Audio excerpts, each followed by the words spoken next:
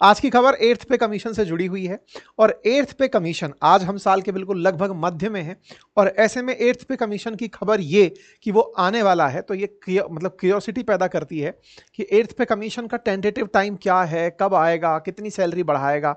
आसान शब्दों में कहूं तो ये वो तरीका है जैसे आप अगर प्राइवेट नौकरी में हैं तो आपके लिए तनख्वाह बढ़ना अपने आप में एक बहुत बड़ा कहिए तो आनंद का विषय होता है। लेकिन केंद्रीय नौकरियों के अंदर तनख्वाह तो सही सही साल भर में बढ़ती हैं, लेकिन उसके साथ साथ अगर आपका बेस पे भी बढ़ा दिया जाए, ये कह दिया जाए कि इतना तो तनख्वाह आपको मिनिमम मिलेगी ही मिलेगी, वो तय करता है पे कमीशन।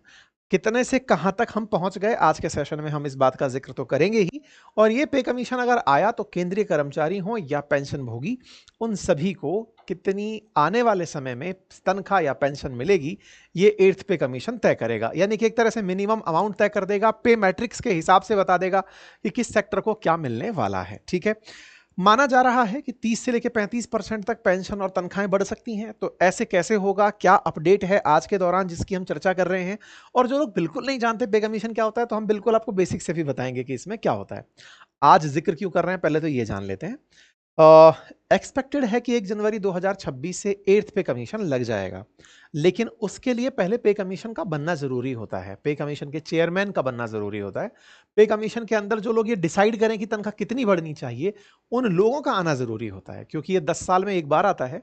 तो ऐसे में इसका चेयरमैन, चेयरमैन की कार्यप्रणाली, उसकी सारी व्यवस्थाएं समयबद्ध रहें, ये बहुत ज्यादा जरूरी होता है। ऐसे में 2026 जनवरी आने से पहले पहले क्या ये सूचना है कि चेयरमैन आया या नहीं आया, पता चले चेयरमैन ही नहीं आया, हम इंतजार कर रहे हैं तनख्वाह 1 तारीख से बढ़ेगी, तनख्वाह ही नहीं बढ़ी, तो ऐसे में क्या तैयारियां हैं, उस विषय पर लोकसभा के मानसून सत्र में पहले ही दिन यह सवाल अनस्टार्ड प्रश्न के माध्यम से उठाया गया था, जिस पर वित्त मंत्रालय की तरफ से जवाब आया। और जो वित्त मंत्रालय का जवाब है वही आज के न्यूज का बड़ा आधार है। आप सभी जानते होंगे कि इस समय संसद का मानसून सत्र चल रहा है और यहां पर प्रश्न पूछे जाते हैं। अल्प सूचना प्रश्न होते हैं, तारांकित प्रश्न होते हैं, अतारांकित प्रश्न होते हैं, अनस्टार्ड प्रश्न होते हैं। और जब अनस्टार्ड प्रश्न आपसे पूछे जाते हैं तो आप उनके लिखित जवाब देते हैं, और लिखित जवाब जब आपको मिलते हैं तो वो कुछ ऐसी हेडलाइंस बना लेते हैं। तो इन्हीं हेडलाइंस में इस बार एट्थ पे कमीशन से जुड़ी हुई बात है, जिसकी हम चर्चा करेंगे। हम बताएंगे कि एट्थ, सेवन्थ, सिक्स इन सब का क्या मतलब रहा, इनका प्रभाव क्या होगा, सारी बातें हुआ है। तो चूंकि साथियों 1 जनवरी 2026 को पे कमीशन आना तय माना जा रहा है कि सेंट्रल पे कमीशन आ जाएगा, और उसकी वजह से जो फायदे और नुकसान होंगे उसकी चर्चाएं भी होंगी बाजार पे। मतलब सरकार को कितना एक्स्ट्रा पैसा देना पड़ेगा, या फिर कौन से विभागों को इससे फायदा होगा, बाजार को क्या फायदा होगा, उनकी चर्चाएं होंगी। तो ऐसे में मिनिस्ट्री ऑफ डिफेंस से, मिनिस्ट्री ऑफ होम अफेयर से, मिनिस्ट्री ऑफ पर्सनल से, इन सभी तमाम प्रकार की जो मिनिस्ट्रीज हैं, इनसे डिस्कशंस चल रहे हैं। और इसी विषय को लेकर के ये प्रश्न पूछा गया था लोकसभा के अंदर। अतारांकित प्रश्न संख्या 150 में एक सांसद हैं श्री TR बालू, उन्होंने यह प्रश्न उठाया था कि will the minister of finance be pleased to state, क्या वो बताने में मतलब इस बात के लिए वो होंगे कि whether the setting up of the eighth pay commission for central government employ has been notified which was announced in January 2025। अब ये क्या कहानी है, असल मायने में अश्विनी वैष्णव जी ने 16 जनवरी के दिन ये जनता के सामने अनाउंस किया था कि सरकार ने बहुत पहले ही, वैसे तो समय इसका 2026 में पूरा हो रहा है, जो अभी सेवंथ पे कमीशन चल रहा है, उसके 10 साल पूरा होने से पहले ही सरकार ने जनवरी 2025 में ही एट्थ पे कमीशन अनाउंस कर दिया है। मतलब एक तरह से सभी कर्मचारियों को यह खुशी की सौगात दी गई थी कि सभी लोग खुश हो जाओ, आप लोगों के लिए सरकार ने बहुत पहले ही सोचना शुरू कर दिया है। और आप लोगों के लिए सोचना शुरू कर दिया है, इसके लिए जनवरी 2025 में अनाउंसमेंट आ गया था। तो इसी पर पूछा गया था प्रश्न मिनिस्ट्री ऑफ फाइनेंस से कि कृपया करके आप बताएंगे कि केंद्र सरकार ने अभी तक उस प्रकार की कोई कार्यवाही की है क्या, क्योंकि अभी तक 6 महीने निकल गए हैं और अभी तक कोई भी ऐसा चीज निकल कर दिखाई नहीं दे रहा है। Time by which chairperson and member of eighth CPC would be appointed, क्या हमें पता चलेगा कि कब तक चेयरमैन और उसके सदस्यों को अपॉइंट किया जा सकेगा, क्या इसका टाइम रिवाइज होने वाला है, ये प्रश्न पूछे गए थे, जिसका जवाब मिनिस्ट्री ऑफ फाइनेंस की तरफ से दिया गया, श्री पंकज चौधरी जी द्वारा दिया गया। उन्होंने कहा कि it has been decided by the government to constitute, ये डिसाइड हो चुका है कि एट्थ पे कमीशन आएगा, और इसके लिए इनपुट्स को ministry of defence, ministry of home affairs, department of personnel and training, इन सबसे मांगा जा रहा है। ऐसे में चेयरमैन और मेंबर ऑफ 8th जो सीपीसी है उनको जैसे ही सरकार 8th सीपीसी को नोटिफाई करती है, अभी क्या है सेंट्रल पे कमीशन को नोटिफाई नहीं किया गया है, तो नोटिफाई नहीं किया गया है तो ऐसे में अपॉइंटमेंट्स नहीं हुए हैं, अगर वो नोटिफाई कर देंगे हम अपॉइंटमेंट्स कर देंगे और जैसे ही ये इंप्लीमेंटेशन होगा उसकी रिकमेंडेशंस को लागू कर दिया जाएगा। तो अब चीजें कहां अटकी, सरकार ने अनाउंसमेंट कर दिया, नोटिफाई नहीं किया, यानी घोषणा हो गई कागजों में नहीं आई। मतलब नेताजी ने घोषणा कर दी, वैष्णव जी ने घोषणा तो कर दी कि सरकार ने ऐसा किया है, 8th पे कमीशन बनाने जा रही है, लेकिन घोषणा के अकॉर्डिंग एग्जीक्यूशन के नाम पर नोटिफाई नहीं किया अभी तक। नोटिफाई जब होगा तब विभाग को काम मिलेगा, तो मिनिस्ट्री ऑफ फाइनेंस में जो एक्सपेंडिचर डिपार्टमेंट है वो सीपीसी का गठन करेगा, तो अब उसको ये टास्क दिया जाएगा कि हाँ भाई आप बनाना शुरू करो, ठीक है, तब जाके 8th पे कमीशन एग्जिस्ट करने लगेगा। तो अश्विनी वैष्णव जी ने साल 2025 की शुरुआत में ये बात करते हुए अनाउंसमेंट किया था कि प्रधानमंत्री जी ने 8th पे कमीशन को सेंट्रल कर्मचारियों के लिए अनाउंस कर दिया। अच्छा, अब क्या ये राज्य कर्मचारियों पर भी लागू होता है? तो जैसे ही यहां होता है तो सकल प्रभाव से राज्य सरकारें भी इन्हें मानने लग जाती हैं। प्रधानमंत्री जी ने भी इनके ट्वीट्स को रिप्लाई करते हुए कहा था कि हाँ, हम देश को अच्छा बनाने के लिए तमाम प्रयास कर रहे हैं। अब पे कमीशन के बारे में थोड़ा इतिहास जान लेते हैं। साथियों, 1946 में पहली बार पे कमीशन को बनाया गया था। उसके बाद हर 10 साल में बनाने का निर्णय लिया गया। क्यों? क्योंकि देश में महंगाई इतनी बढ़ती चली जाती है, देश के अंदर और भी तमाम प्रकार से एम्प्लॉयज के खर्चे हैं, देश की तरक्की है, उन सबको एडजस्टमेंट समायोजित करते हुए आगे बढ़ना होता है। तो सरकारों ने तय किया कि हम ये तय करते चलें कि हम कितनी तनख्वाह मिनिमम अपने कर्मचारियों को देते आएंगे। देश की आज़ादी के बाद से अब तक 7 पे कमीशन आ चुके हैं। 1957 1959 के बीच में आया, फिर 70 से 73 के बीच में आया, ऑलमोस्ट 10 साल के अंतर में। 70 के बाद में फिर 83 में आया, थोड़ा अंतर ज़्यादा हो गया। इसके बाद में 83-86 के बीच में, मतलब 83 में आया, 86 में नोटिफाई, मतलब वो चालू हुआ, इस तरह से रिकमेंडेशन चालू हुई, अप्लाई हुई। फिर 86 के बाद में 94 में आया, 97 में अप्लाई हुआ। फिर 97 के बाद में 96 में आना, 97 के बाद में 2007 में आना था, 2006 में आया और 8 में उसकी रिकमेंडेशन लागू हुई। 8 के बाद में 2016 के लिए, तो मतलब यहां से 8 और 8 16 ही हो गया सीधा, मतलब कि 8 साल के अंदर अंदर ही आ गया था। फिर इसके बाद में अब 16 के बाद में 26 वाला जो है 1 जनवरी वाला, उसको 25 में अनाउंस कर दिया गया, तो उसके लिए ऐसा ही लिखा जाएगा 2025-26, ठीक है ना। तो ऐसा करके सरकार ने इसको अनाउंस किया। तो पहली बार जब आया था तो मई 1946 में अनाउंस हुआ, 47 में लागू हुआ। उस समय श्रीनिवासन वृद्धाचार्यर जो है वो इसके चेयरमैन हुआ करते थे। उस समय बेसिक सैलरी, मिनिमम सैलरी तय की गई 55 रुपए और मैक्सिमम सैलरी तय की गई 2000 रुपए महीना। इससे लगभग 1.5 मिलियन लोगों को, यानी कि 15 लाख कर्मचारियों को लाभ हुआ था। इसके बाद सेकंड पे कमीशन आया 57 से 59 के बीच में, जिस समय पर मिनिमम सैलरी तय की गई 80 रुपए पर मंथ। इसके बाद में थर्ड पे कमीशन आया जिसमें मिनिमम सैलरी तय की गई 185 रुपए पर मंथ। ऐसे ही फोर्थ पे कमीशन आया जिसके अंदर चेयरमैन थे सिंघल, पीएन सिंघल, और इस समय पर मिनिमम सैलरी 750 रुपए तय की गई। फिफ्थ पे कमीशन जब आया तो 2550 रुपए से सैलरी, मतलब पे कमीशन तय किया गया, तनख्वाह बेसिक पे तय की गई। सिक्स्थ पे कमीशन जब आया तब बेसिक सैलरी 7000 रुपए कम से कम, यानी कि इतनी सैलरी तो मिनिमम वेज के रूप में मिलेगी ही कर्मचारियों को, ये तय हुआ, और अधिकतम 80,000 तय हुआ। और सेवंथ पे कमीशन आया तब 18,000 रुपए मिनिमम वेज तय किया गया और मैक्सिमम 2.5 लाख रुपए पर मंथ तय किया गया। तो इस प्रकार से सेवंथ पे कमीशन। अब एक यहां पर एक इंटरेस्टिंग फैक्टर मैं आपको बता देता हूं। जैसे आपने यहां देखा कि सेवंथ से सिक्स्थ से सेवंथ में जब आप गए तो यहां पर आप लगभग देखें कि तनख्वाह कितनी बढ़ गई, 7,000 से 18,000 बेसिक, जो बेसिक पे है ना वो बढ़ गई। 7 दूनी 14 और 2.5, लगभग 2.5 गुना के आसपास तनख्वाह बढ़ी है। अगर आप ये देखें तो कितना, 2.5 गुना के आसपास बेसिक पे बढ़ी है।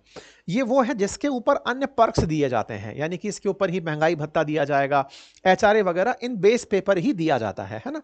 तो ऐसे में अगर आप देखें तो 2.5 गुना तनख्वाह बढ़ी। ऐसे ही 7,000 से पीछे चलते हैं, 7,000 से पीछे चलें तो 2550 से आप 7,000 की यात्रा किए हैं। 2550 से 7,000 की 25 50 75, लगभग 2.25 गुना सैलरी बढ़ी यहां पर भी, है ना। ऐसे ही अगर आप चलें तो 2500 से पहले 750 से 2500 तक चलें, 7 या 21, लगभग 3.25 टाइम्स सैलरी यहां पर बढ़ी।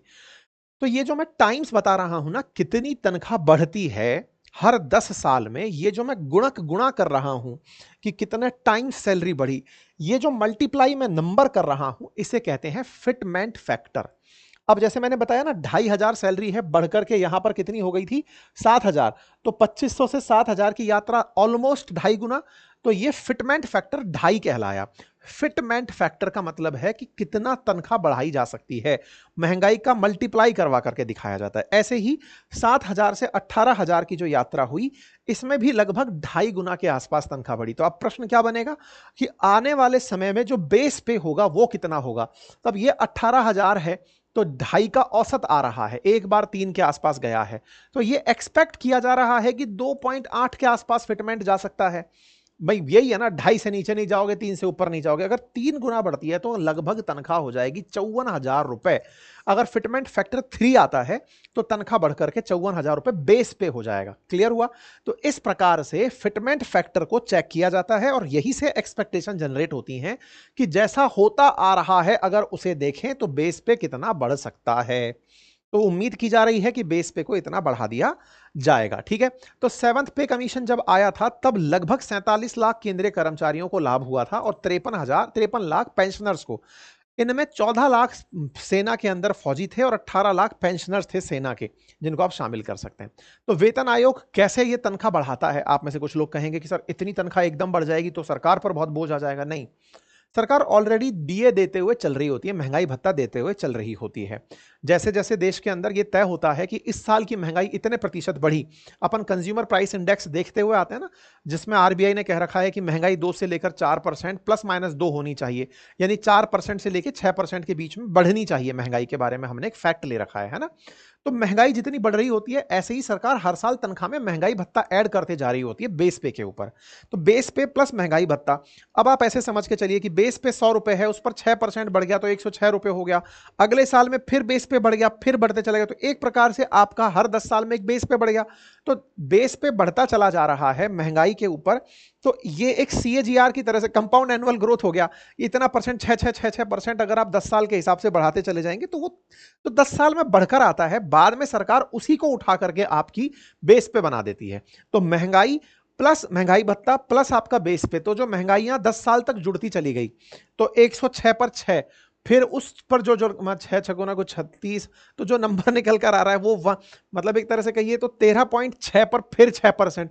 इस तरह से जो नंबर बढ़ता हुआ चला जाएगा, वो जो नंबर निकल कर आएगा सरकार उसी को जोड़ करके प्लस उसमें उस समय की महंगाई और जोड़ देती है और कहती है अब से आपका बेस पे इतना हुआ, अब इससे नीचे नहीं जाओगे। तो बट ऑब्वियस है, मतलब वो होता ही है।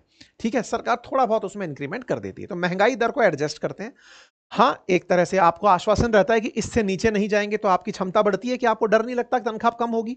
बाजार में अचानक वेतन की जब सिक्योरिटी आती है तो लोग खर्च करने निकल पड़ते हैं। अगर आप अपने एम्प्लॉय से ये कहते हैं कि भाई कितना भी बेकार काम कर ले, इससे कम तनख्वाह नहीं मिलेगी, तो वो एक प्रकार से उसका मोटिवेशन है कि हाँ भाई कम से कम ये तो सिक्योरिटी तो है ना। यही गवर्नमेंट जॉब की सबसे बड़ी खूबसूरती कही जाती है कि सब जॉब सिक्योरिटी होती है।